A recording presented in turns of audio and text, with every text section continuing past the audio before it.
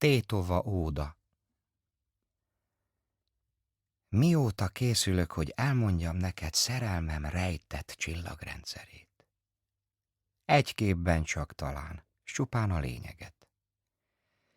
De nyüzsgős, áradó vagy bennem, mint a lét, és néha meg olyan, oly biztos és örök, mint kőben a megkövesült csigaház. A holdtól cérmoséj mozdul fejem fölött, s zizzenve röppenő kis álmokat vadász.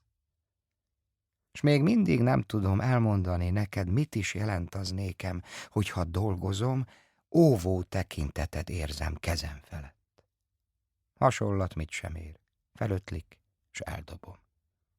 És holnap az egészet újra kezdem.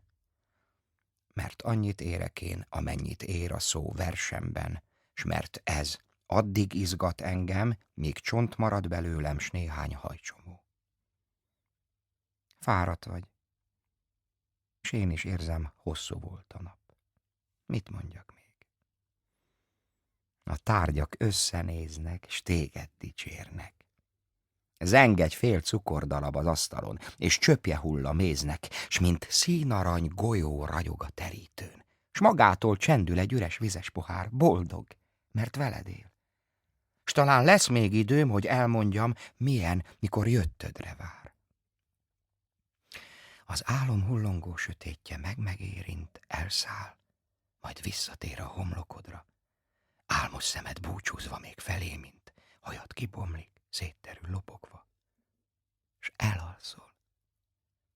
Pillád hosszú árnya leppen. Kezed párnámra hull, elalvó nyírfaág.